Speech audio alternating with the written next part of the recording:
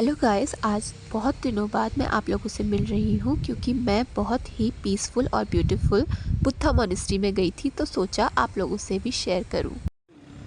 यहाँ की सुंदरता और शांति मुझे इतनी अच्छी कंपनी दे रही थी कि मुझे लगा ही नहीं कि मैं अकेली आई हूँ। यहाँ पर कुछ रूम्स और मेस थे जो शायद यहाँ पर रहने वाले भिक्षुओं के लिए बने थे। और ये था मेन टेम्पल जहाँ पूजा हो रही थी।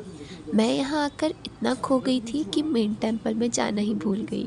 पर जब मैं वहाँ गई तो वहाँ के पुजारी वहाँ पर पूजा कर रहे थे और अंदर जाकर शांतिमय सुंदरता प्रतीक हुई। अब मैं बाहर आकर बैठ गई थी ताकि मॉनेस्ट्री के पुजारियों को डिस्टर्ब ना हो।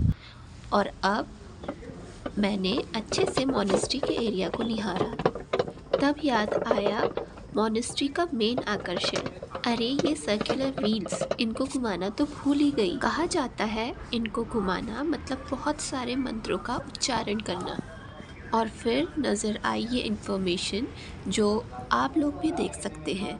इसमें बताया गया है कि ये बुद्ध स्तूप तिब्बत के 14th दलाई लामा के 75th बर्थडे में इस्टेब्लिश किया गया है, जिसकी डेट थी 6 जुलाई 2010। अब मैं आगे की ओर जाती रही और मॉनेस्ट्री की छत में जाना चाहती थी, पर वहाँ पर अंकल से पूछने पर अंकल ने बताया वहाँ पर कुछ नहीं होता। तो मैं नीचे ही बैठ गई और वहाँ बैठकर देखने लगी चारों ओर कितनी हरियाली और साफ़ सफाई है।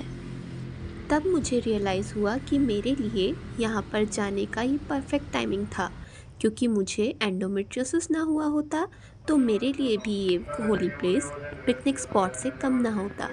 तो कहते हैं ना, जो होता है भले के लिए होता है। तो भगवान ने नेचर में सब कुछ दिया है जिससे हम खुद के माइंड को हील और डिटॉक्स कर सके।